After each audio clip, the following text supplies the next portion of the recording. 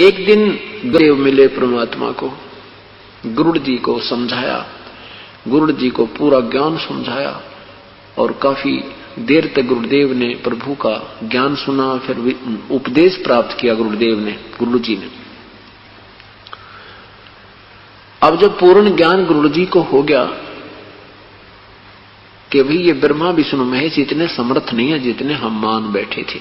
एक दिन क्या हुआ कि इस गरुड़ जी ने ब्रह्मा जी से कहा कि आपकी पावर इतनी नहीं है, क्योंकि ब्रह्मा जी अन्य देवताओं को, ऋषियों को प्रचार कर रहे थे वेद का, और मैं ये कर देता हूं, हमारी इतनी पावर है, हम ये कर देता हूं, मैं सृष्टि रचता हूं, फलाना करता हूं। गरुड़ जी खड़े होकर कहने लगे महापुरुष कि हे भगवान, आपकी पावर नहीं है, आप स्वयं नाशवान हो, आपकी जन्म मृत्यु होती है, आपको स्वयं मालूम नहीं आप कहां से उत्पन्न होगे, आप समर्थ कहां से हो, वो परमात्मा कोई और है, वो सर्वशक्तिमान है।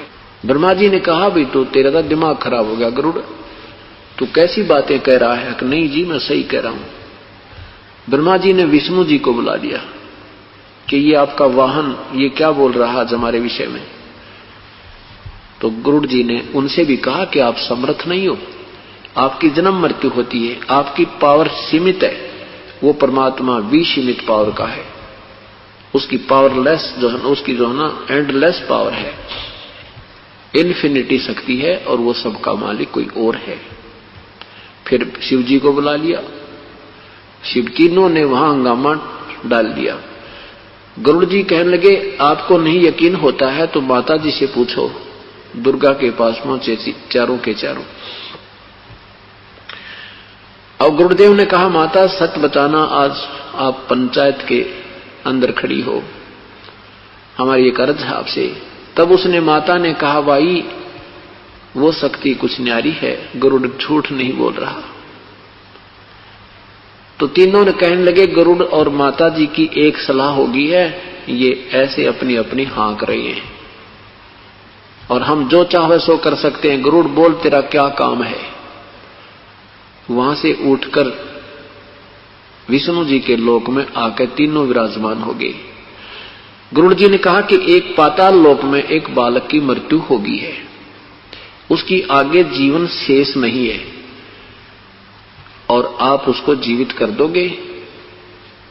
गरुड़ कहा कि ला कहां वो बच्चा। नीचे से पाताल लोक से लेकर के गरुड़ जी उसके पास पहुंचे और कहा कि ये करो इस बालक को जीवित।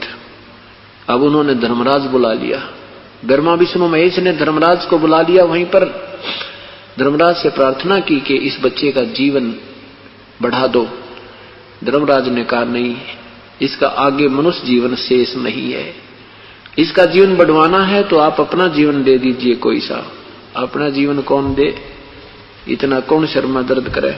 तो कहने लगा ये जीवित नहीं हो सकता, ये तो परमेश्वर के हाथ में बात है।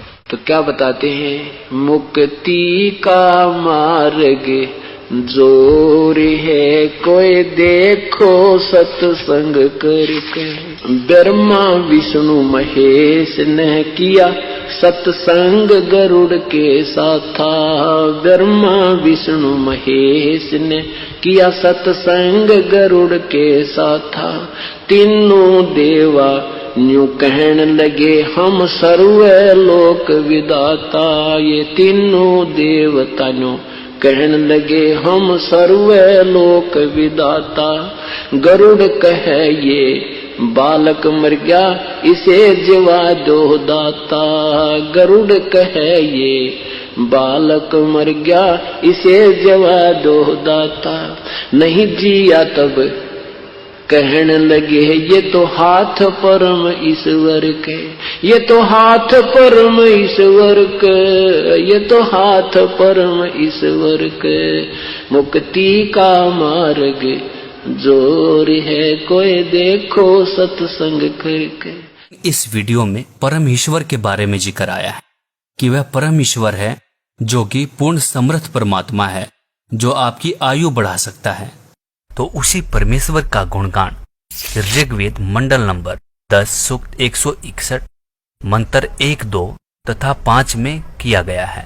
जिसमें परमेश्वर कहते हैं कि यदि किसी को प्रत्यक्ष या सह रोग तपेदिक हो उसे भी ठीक करता हूं, तथा यदि किसी रोगी व्यक्ति की प्राण शक्ति क्षीण हो चुकी हो, जिसकी आयु शेष ना रही हो, तेरे प्राणों की रक्षा करूं तथा तेरी आयु 100 वर्ष प्रदान करता हूं और सर्व सुख प्रदान करूं।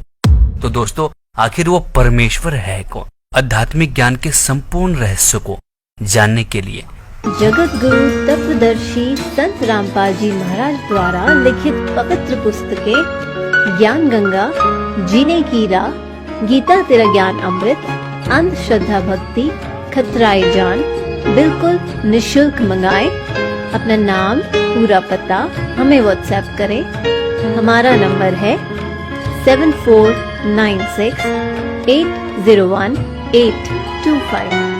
जगत गुरु तत्वदर्शी संत रामपाल जी महाराज के मंगल प्रवचन अब प्रतिदिन सुनिए। MH1 श्रद्धा टीवी पर दोपहर 2 से 3 बजे, सारथी टीवी पर शाम 6:30 से 7:30 बजे, साधना टीवी पर शाम 7:30 से 8:30 बजे, ईश्वर टीवी पर रात 8:30 से 9:30 बजे।